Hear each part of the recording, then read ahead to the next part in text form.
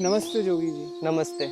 जोगी जी, आज का प्रश्न ये था कि जो लोगों में प्रेम की धारणा बनी हुई है, तो वो क्या सही धारणा है प्रेम को लेकर? क्योंकि उनमें कपल्स में झगड़े भी चलते हैं।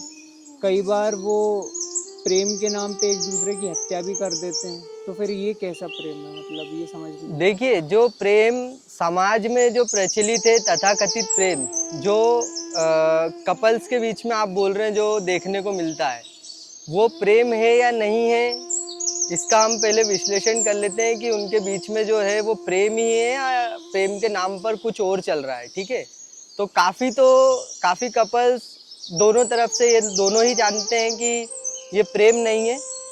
हम जो चाहते हैं इससे वो भोगने को मिल रहा है, तो वो ये चीज़ जानते हैं, तो उनके लिए वीडियो बिल्कुल नहीं है। ये उनके लिए जिन्हें लगता है कि उनका प्रेम वास्तविकता में सच्चा प्रेम है या कोई बहुत ऊँची चीज़ उनके बीच में है ना? कोई हवस या कोई नोच खसोट का रिश्ता नहीं है, ये उनके लिए हम वीडियो बना रहे हैं। तो अब हम विश्लेषण करते हैं प्रेम का, ठीक है? तो आप जो बोल रहे हैं कि प्रेम, तो प्रेम की 3 शर्तें होती हैं, 3 मापदंड होते हैं जिन पर हम प्रेम को देख सकते हैं, चेक कर सकते हैं। अगर उन तीनों पे प्रेम खरा उतर रहा है तो प्रेम है, और अगर नहीं उतर रहा है तो फिर वो क्या है, उस पर भी हम आगे बात करेंगे। तो जो 3 मापदंड है वो ये हैं, जो कि सभी मानेंगे, इससे कोई भी इनकार नहीं करेगा कि जो सच्चा प्रेम होता है वो पहली तो बात निरंतर होगा, अटूट होगा। ऐसा नहीं होगा कि थोड़े समय में खत्म हो जाएगा। जैसे बोला जाता है जो इश्क था वो इश्क था ही नहीं, है ना? कंटिन्यूटी उसमें रहेगी, निरंतरता रहेगी, अनंत प्रेम होता है ये। दूसरा, प्रेम निस्वार्थ होता है। प्रेम में लेने की भावना नहीं होती है कि मैं इससे छीन लूं, कुछ पा लूं, कुछ इससे मिल जाए मुझे, ये भावना प्रेम में नहीं होती है। और तीसरा होता है प्रेम में सामने वाले की भलाई के लिए, उसके भले के लिए हम किसी भी हद तक जाने को राजी होंगे। हम मृत्यु का भी वर्ण कर लेंगे। मृत्यु मतलब कि मृत्यु से बढ़ के भी यदि कुछ होता है, जैसे इज्जत मान मर्यादा सम्मान चला जाए, वो भी उसके लिए न्योछावर कर देंगे यदि उसकी भलाई उसमें निहित है। तो ये 3 मापदंड पे सभी राजी होंगे कि हाँ प्रेम यही है। अगर इसके अलावा किसी का कोई प्रेम है तो हम उसकी बात भी यहाँ नहीं कर रहे हैं, होगा कुछ और प्रेम। तो अब हम देखते हैं कि जो तथाकथित प्रेम जो समाज में प्रचलित है वो इन 3 मापदंडों पे खरा उतर रहा है या नहीं उतर रहा है। तो जैसे हमने बोला कि पहला मापदंड है हमारा कि निरंतरता, जो अटूट होता है प्रेम, ठीक है? तो जो भी अपने प्रेमी रिश्ते में है, जो भी प्रेम संबंध में है, वो पहले ये चीज़ देखे कि क्या इसके पहले वो किसी से प्रेम संबंध में नहीं रहा है, क्या इस तरह से हम उम्र के अपने विपरीत लिंगी के साथ वो संबंध में नहीं रहा है, और क्या वो प्रेम खत्म नहीं हुआ है? बिल्कुल हुआ है। नए के आते ही पुराना चला गया है मस्तिष्क से एकदम, है ना? यादों से भी चला गया है। और क्या उसके साथ रहकर ऐसा नहीं लगता था कि हम इसको नहीं भूल पाएंगे या कभी नहीं जाएगा ये, या ये तो परमानेंट है? बिल्कुल लगता था। और ऐसा कईयों के बार साथ तो कई बार हो चुका होता है, लेकिन उनको हर बार यही लगता है कि नहीं इस बार कुछ अलग है, ठीक है? ठोकर खाकर भी वो ठाकुर नहीं बन पाते। तो जैसे अब जो आपका प्रेम है, आपको कैसे पता है कि वो निरंतर प्रेम है और वो निरंतर चलेगा, अनंत है वो, है ना? वो सब शरीर मिट जाएंगे लेकिन वो नहीं मिटेगा, ये कैसे पता आपको? आपके अनुभव जो आपको बता गए, जो आपकी जो ठोकरों ने आपको सिखाया, उससे अगर आप नहीं सीखे तो क्या सीखेंगे? तो इस मापदंड पे आप उसको अच्छे से देख सकते हैं। और जो दूसरा है हमारा कि जो प्रेम होता है वो निस्वार्थ होता है। निस्वार्थ यानी कि मेरा उसमें कोई स्वार्थ नहीं है, 1% भी स्वार्थ नहीं है। तो हम अपने प्रेमी को देखें, जिससे भी हम संबंधित हैं, कि वो अपने 24 घंटे में कौन सा पल ऐसा होता है जिस वक्त वो निस्वार्थ कार्य कर रहा होता है। किसी भी समय, किसी भी वक्त वो निस्वार्थ काम कर रहा है, जहाँ उसको कोई पाने की कोई लालसा नहीं है, कोई लोलुपता नहीं है, उसको बिल्कुल संतुष्ट पूर्ण होकर के वो कोई कर्म कर रहा है। ऐसा तो 24 घंटे में 1 सेकंड भी नहीं आता है। तो अब जब वो ऐसा बिल्कुल नहीं करता, कभी नहीं करता, कभी उसने ज़िंदगी में ऐसा नहीं किया, तो क्या वो अपनी प्रेमिका के साथ में ओयो में जाकर निस्वार्थ हो जाएगा? क्या अगर आपको ऐसा लगता है कि जो व्यक्ति हमेशा स्वार्थपूर्ण जिंदगी जी रहा है, हमारा प्रेमी, वो हमसे मिलकर निस्वार्थ हो जाता है, तो आपकी मूर्खता को मैं प्रणाम करता हूँ। और ये वीडियो आपके लिए भी नहीं है, क्योंकि आप तो फिर अभी ईमानदारी नहीं है। तीसरा मापदंड जो है कि हम सामने वाले की भलाई के लिए, जिससे हम प्रेम करते हैं, उसकी भलाई के लिए किसी भी हद तक जाने को तैयार है। अपने प्राण भी अगर हमें न्यौछावर करने पड़े तो हम वो भी करेंगे। तो अब देखते हैं कि भलाई आपकी कौन कर सकता है। तो इसके लिए पहली शर्त ये होती है कि उसने अपनी भलाई कर ली हो, क्योंकि किसी की भलाई चाहने से उसकी भलाई नहीं हो जाती है। भलाई तब होती है जब आप उसकी भलाई करने में सक्षम होते हैं, तब आप कर सकते हैं। सिर्फ चाह लेने थोड़ी कुछ हो जाएगा। तो क्या आपने स्वयं की भलाई कर ली है? अब मैं थोड़ा सा भलाई को भी स्पष्ट कर देता हूँ कि भलाई मतलब क्या। देखिए, हम अपूर्णता हमारे अंदर एक निरंतर बनी रहती है, सब जानते हैं, इससे कोई मना नहीं कर सकता कि हम हमेशा कुछ ना कुछ पाना चाहते हैं। हम पूर्ण महसूस नहीं करते हैं ना, हम एक अपूर्ण है। हम अपूर्णता ही जन्म लेती है, जिसको एक पूर्णता की ओर यात्रा अपनी करनी होती है। हम जो भी व्यक्ति, वस्तु, विचार से संबंधित होते हैं, वो पूर्णता की चाह में ही होते हैं कि इससे हमें कुछ प्राप्त हो जाएगा, जिससे एक पूर्णता की फीलिंग आएगी, जिससे हम पूर्ण हो जाएंगे, जिससे हमें कुछ मिल जाएगा, एक सेटिस्फाइड हो जाएंगे हम। तो उस चीज़ की चाहत में हम चीज़ों से संबंधित होते हैं, वस्तुओं से, विचारों से, व्यक्तियों से, तो ऐसे ही होते हैं। तो हम देखेंगे कि जो व्यक्ति ने अपनी भलाई कर ली है, वो पूर्ण हो चुका होगा, वो शांत हो चुका होगा, वो मुक्त होगा, वो बंधन में नहीं होगा। तो हम अपने प्रेमी में देखें, क्या ये गुण दिखाई देते हैं?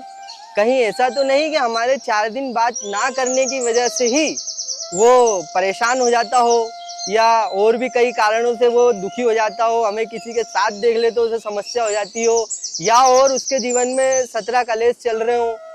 तो वो तो अभी खुद ही का भला नहीं कर पाया है, तो वो आपका क्या भला कर देगा? अगर वो चाहेगा भी तो क्या कर देगा? और अगर वो चाह भी रहा आपका भला करना, तो बड़ा ही बेईमान आदमी है कि भैया आपने खुद की सफाई करी नहीं, आप दूसरे की करने चल दिए। तो ये तो एक तरह की बेईमानी हो जाएगी। तो आपका भला वही कर सकता है जिसने पहले खुद का कर लिया है। खुद जो पूर्ण है, मुक्त है, शांत है, आनंद में है, वही प्रेम कर सकता है, वही आपका भला कर सकता है। ठीक है, तो ये 3 मापदंड हमने देखे। अगर हमारा प्रेमी, हमारा जो संबंध चल रहा है, इस पे खरा उतरता है, तीनों मापदंड पूरे होते हैं, तो ये तो पक्का प्रेम है। और आपके प्रेम को हम नमन करते हैं, दंडवत करते हैं ना, बिल्कुल। लेकिन अगर ये मापदंड पूरे नहीं हो रहे हैं, तो ये प्रेम नहीं है, ये तो आप समझ गए होंगे। और जो चीज़ प्रेम नहीं है, वो प्रेम के विपरीत कुछ होगी, अप्रेम होगी, हिंसा होगी, बिल्कुल होगी, क्योंकि प्रेम के विपरीत जो होगा वो तो गलत ही होगा।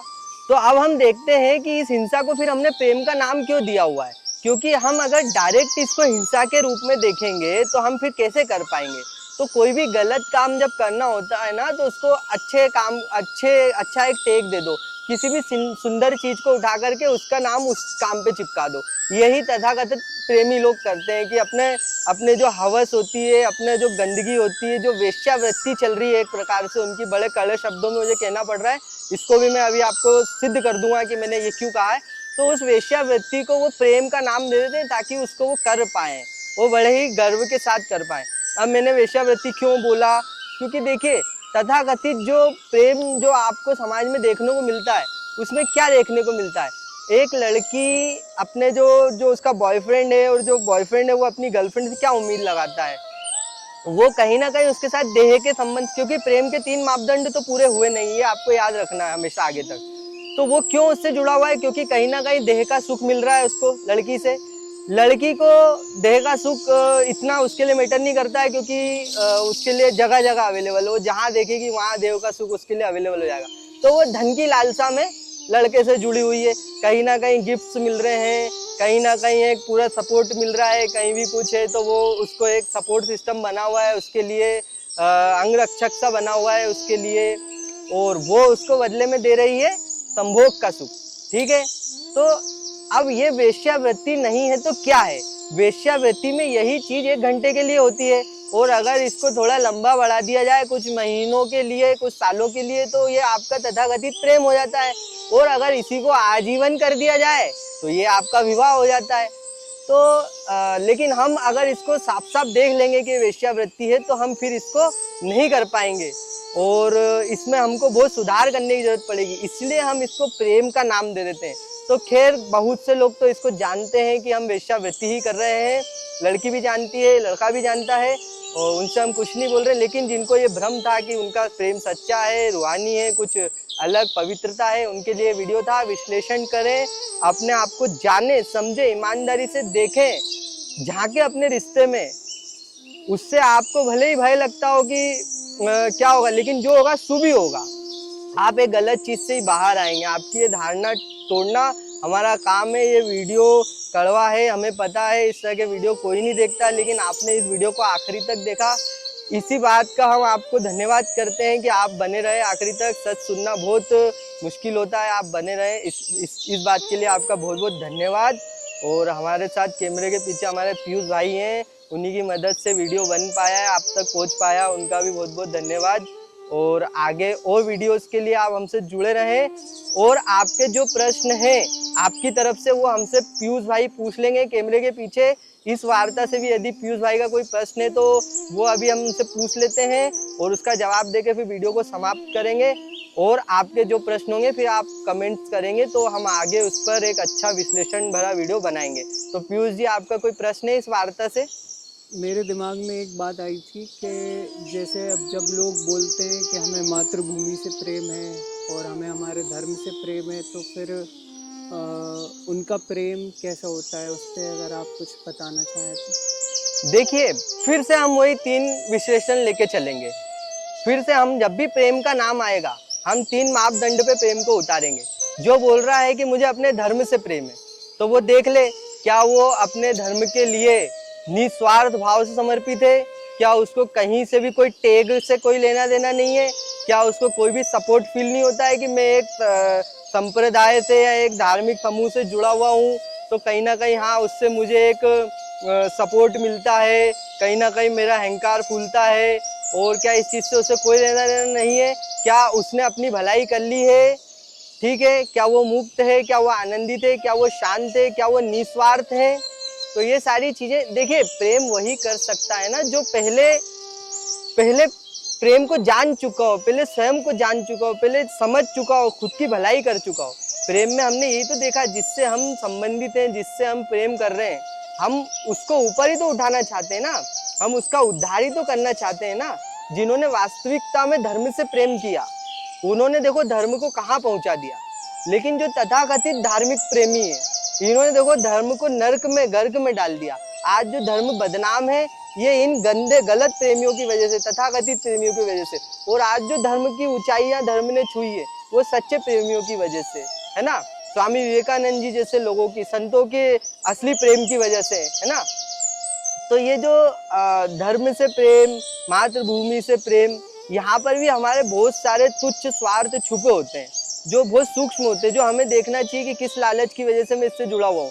क्योंकि मैं ऐसा इंसान हूँ कि किसी बिना स्वार्थ के कोई काम करता नहीं हूँ। ठीक है, जैसे मैंने बताया मैं 24 घंटे में पूरा टाइम स्वार्थ के लिए ही काम करता हूँ। एक जगह आकर मैं कैसे निस्वार्थ हो जाता हूँ। मैं मांस खाता हूँ, मुझे पता है कि दूध में कितनी हिंसा है, मैं वो नहीं छोड़ पा रहा हूँ।